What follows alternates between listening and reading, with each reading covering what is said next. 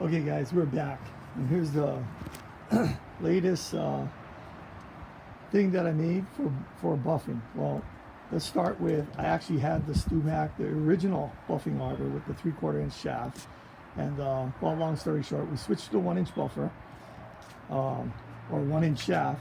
It's now 36 inches wide, which is really wide, and there's a lot of room. We're using 14-inch buffing wheels, which has a lot of room. And you know, the one thing that I see with a lot of buffing machines that guys are making is they put the motor in the back section of the buffer.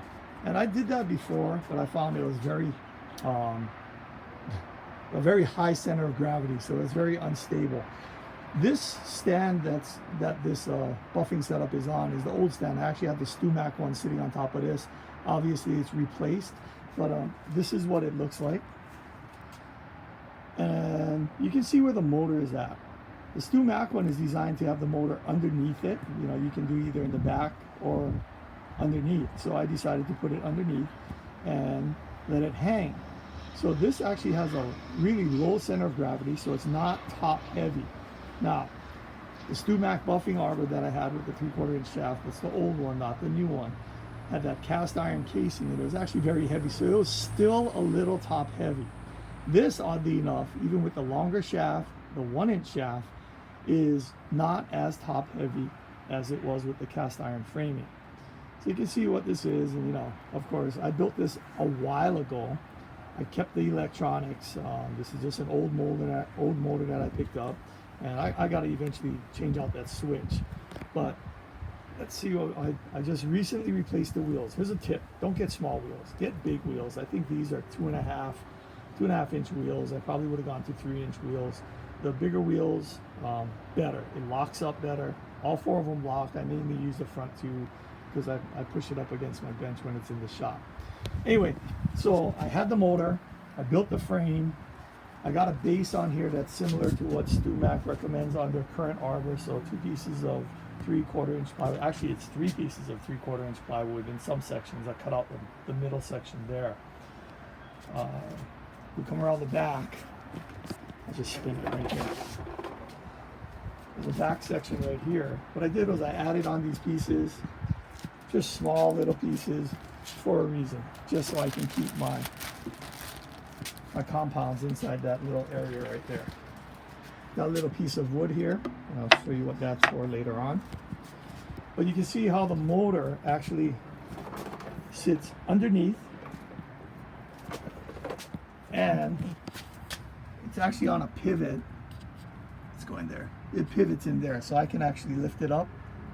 Let's come back. I can lift it up like this. It has a stop that's glued in right under here. There's a stop. So I figured out where it went, and really it's just a glued in stop. And of course, the belt itself is left relatively loose. Once upon a time, I actually had the motor just hanging and using the motor weight, but I thought that was too tight. There was too much belt tension with the motor weight. So I put the stop on, and we just run it loose like this. The pulley itself, you see right there, is a nice small one. I don't know, it's like 2 inches, give or take, on the motor side. Now, on the top side, we'll show you what this is. I built this little top to protect out the pulley. Super easy, you know, we're all woodworkers. It's just 1/4 inch plywood, so it's really light. So you can see what this looks like. Now, although it looks like this is going to touch, once the motor starts running, the belt tightens, this doesn't touch anymore. You figure out how to put this in. Got some pillow block bearings here, both sides. Shaft, 1 inch shaft, 36 inches wide. I think I got that from McMaster.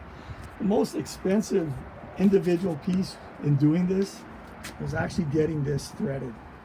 So McMaster, there's left-hand threaded bolts and right-hand threaded bolts. So this is both right-hand thread, left-hand thread. And getting these cut on the lathe, I just paid a machine shop for it. You guys can do that on your own. The flanges, Jescar was out, so I ended up ordering these from StewMac. And you know, shipping to where I am, it can affect the cost of the buffs. So I was either going to go StewMac at a certain price, or Jescar at a lower price plus shipping. I think I ordered these from Jescar. Even with the shipping, it came out to a much lower price. Now, if you watch Dan Erlewine's videos, and when he goes into adding compounds on his buff, I learned something from him.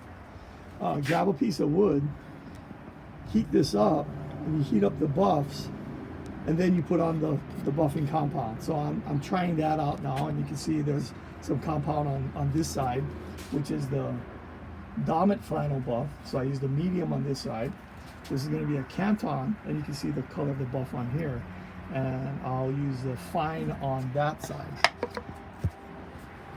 My old one used to have the same wheels, or the same buffs, 12-inch.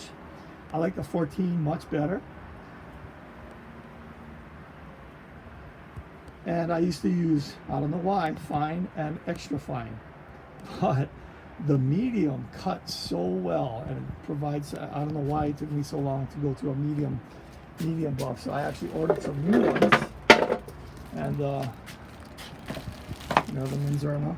There's the medium, it's pink. And then there's the fine, which is a little bit tan color.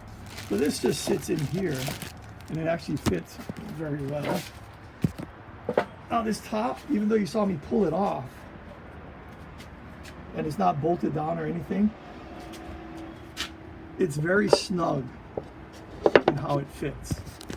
So it's not going to move anywhere. It's locked in by this little outside piece. But even if it didn't have this piece on the outside, when I take it off, it's snug to the front and back of the pillow blocks itself.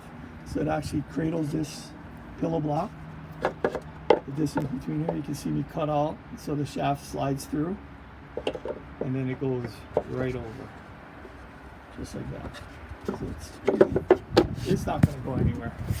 But anyway, there is my new DIY buffing setup with the motor underneath, low center of gravity, and actually the footprint is much smaller than it would be if you had the motor hanging off the back. All right, guys.